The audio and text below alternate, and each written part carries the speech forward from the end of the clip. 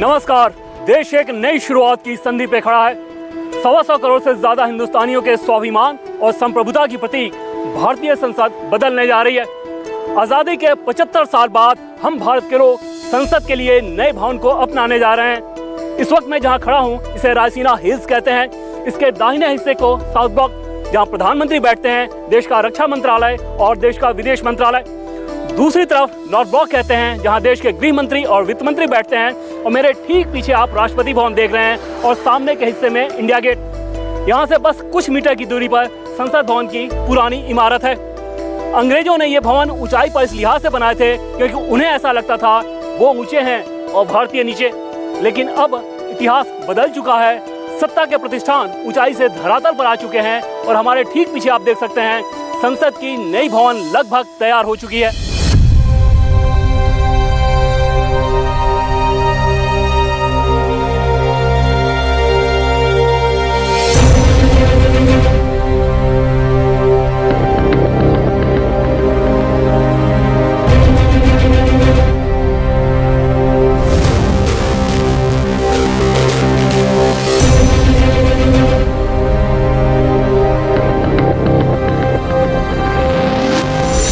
India gate के पीछे खड़ी एक छतरी जिसमें पहले जॉर्ज पंचम की स्टैचू थी, लेकिन अब नेताजी सुभाष चंद्र बोस की प्रतिमा लगेगी।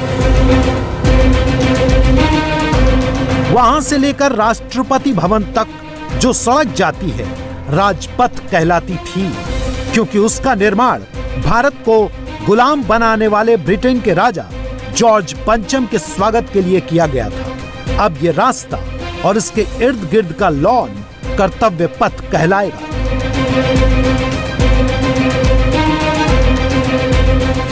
दुनिया में सिर्फ 3 देश ऐसे हैं जिनके पास राजधानी की पहचान बनने वाला सेंट्रल विस्टा है।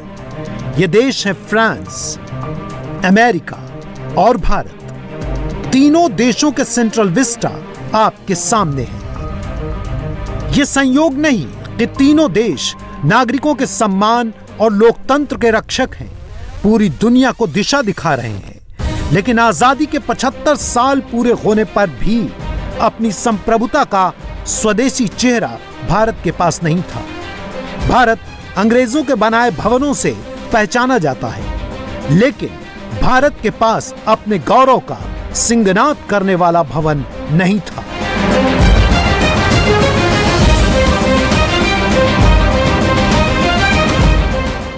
मैं इस वक्त लाल किले के सामने खड़ा हूं। इसे देखते ही भारत में मुगलों के शासन की याद आती है।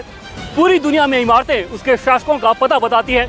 इतिहास इमारतों से याद किया जाता है।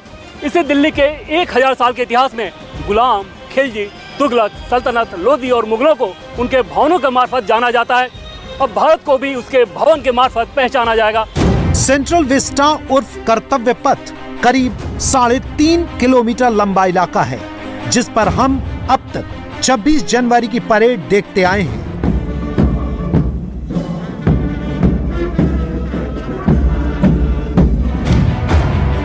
इसकी शुरुआत होती है 1911 में।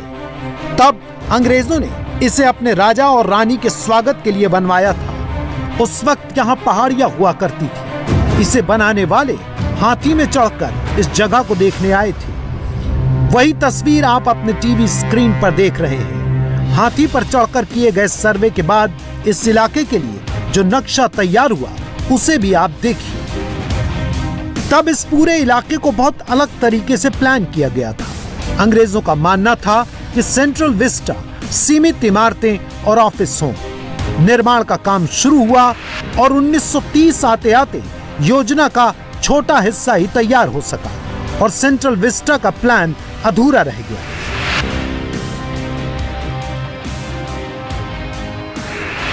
तब जो चीजें बनी उनको नक्शे की मदद से समझें तो Rashtrapati Bhavan, south block, north block, नीचे उतरने के साथ सड़क के दोनों ओर लॉन और कनाल बनाए गए थे। रायसीना पहाड़ी के बगल में आज की संसद और उस समय की सेंट्रल लेजिस्लेटिव असेंबली तैयार की गई थी। अंग्रेज चाहते थे कि असेंबली का शेप तिकोना जैसा हो, लेकिन आर्किटेक्ट ल्यूटियन ने उसे गोल बनाया। 1930 से लेकर अब तक देश की संसद का स्वरूप नहीं बदला है। देश आज़ाद हो गया, अंग्रेज चले गए, देश बदला, सांसदों की संख्या बढ़ गई। 150 की जगह में 545 सांसद बैठने लगे, लेकिन जगह नहीं बदली। एक आज़ाद संप्रभु राष्ट्र अंग्रेजों की निशानियों से आगे नहीं बढ़ सका। बहुत मुश्किल से 1968 में इंडिया गेट के ठीक सामने वाली छतरी पर जहां किंग जॉर्ज पंचम की स्टैचू हुआ करती थी, उसे जाकर हटाया गया और अब जाकर वहां पर नेताजी सुभाष चंद्र बोस को जगह मिली है। अब हम आपको कुछ ऐसी तस्वीरें और नक्शे दिखाते हैं जिन्हें देखकर आपको लगेगा कि आप टाइम मशीन पर बैठे हैं। ये आपको इतिहास में कई दशक पीछे ले जाएंगी। सबसे पहले हम आपको उस समय की संसद और उसके भीतर बने सेंट्रल हॉल की तस्वीर दिखाते हैं। ये वो सेंट्रल हॉल है जिसमें अब संसद के संयुक्त सत्र होते हैं, यानी राज्यसभा और लोकसभा के सांसद एक साथ बैठते हैं। पहले यहाँ कुर्सी मेज पड़ी थी क्योंकि इस जगह का इस्तेमाल सांसदों के कैफेटेरिया के लिए होता था, लेकिन अब यहाँ कुर्सियां लगा दी गई।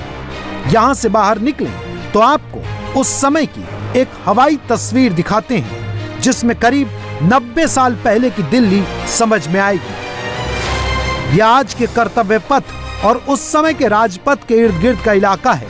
यहाँ 1930 के आसपास के निर्माण की स्थिति देखिए कितना कम है और आज की हालत क्या है, इसे आप इन दो तस्वीरों को आमने सामने रखकर समझ सकते हैं। 1947 तक द्वितीय विश्व युद्ध के दौरान अंग्रेजों ने सेंट्रल विस्टा इलाके में बड़ी संख्या में बैरक्स बना दिए। इसमें सैन्य अधिकारी रहते थे। ये अस्थायी निर्माण थे, लेकिन धीरे धीरे सेंट्रल विस्टा में जो चीज़ किसी और वजह से प्लान की गई थी वो गैर जरूरी चीज़ों से भरने लगी। लोगों की भीड़भाड़ बढ़ते गई, रेहड़ी और पटरी वालों का भी जमावड़ा हो गया।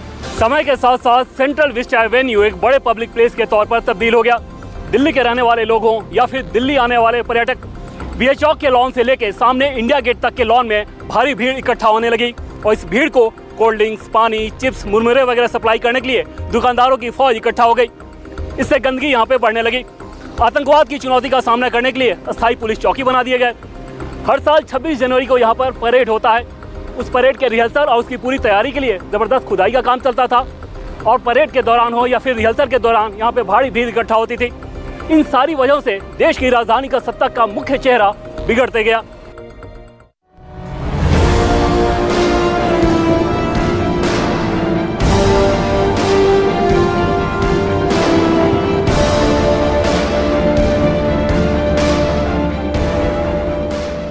सेंट्रल विस्टा के पुराने नक्शों में इंडिया गेट से रायसीना हिल्स से थोड़ा पहले तक दोनों ओर एक नीली रेखा दिखाई देती है जो कि दोनों ओर बनाई गई नहर है। यहाँ बोट क्लब हुआ करता था, लोग नौका विहार करते थे। आज भी गर्मी में दिल्ली का पारा दिखाने के लिए अखबारों में इसी नहर में बच्चों को कूद कर नहाते हुए फोटो छपती हैं, लेकिन इनकी हालत और रखरखाव बहुत खराब हो गया था। अब आपको हम ऊंचाई से ली गई एक और तस्वीर दिखाते हैं जो करीब 5 दशक पुरानी है, लेकिन सेंट्रल विस्टा कितना बदल गया इसे समझने में आपकी मदद करेगी।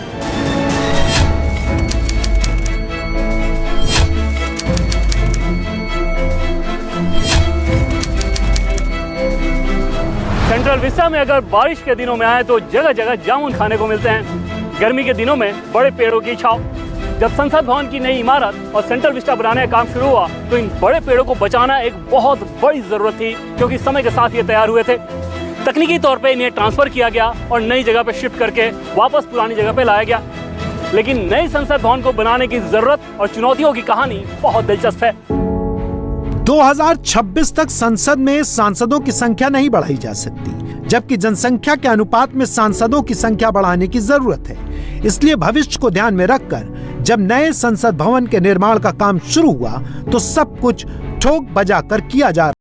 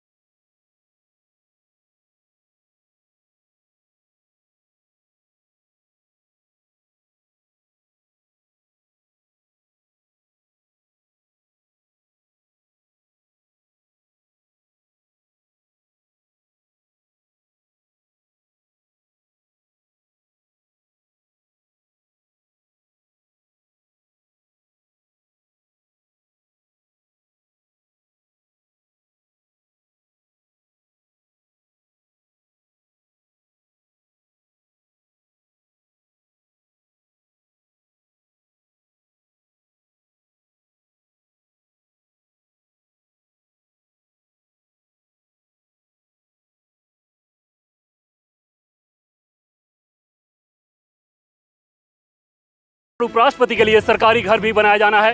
कैबिनेट सचिव और उनके सचिवालय को पीएमओ के करीब लाया जाना है। इस पूरे इलाके में यातायात की बेहतर व्यवस्था के लिए अंडरग्राउंड मेट्रो और ओवरग्राउंड पोर्ट की व्यवस्था की जा रही है। पार्किंग की भी बड़ी व्यवस्था की जा रही है ताकि अभी जो मजमा लगता है, सैलानियों को पार्किंग में दिक्कत होती है, उसे खत्म किया जा सके।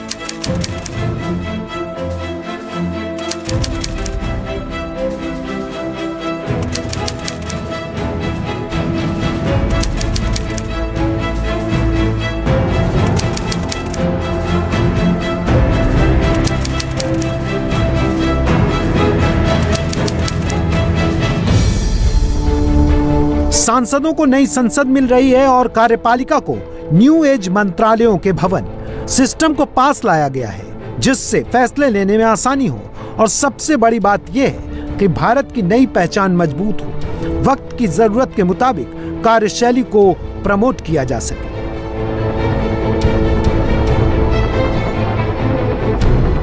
नई संसद के बाद पुरानी संसद का क्या होगा?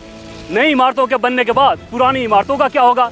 ये सवाल सबके मन में होगा। तो इसका जवाब है, पुरानी संसद के कुछ हिस्से को ऑफिस के तौर पर इस्तेमाल में लाया जाएगा, जबकि कुछ को म्यूजियम के तौर पर तब्दील किया जाएगा।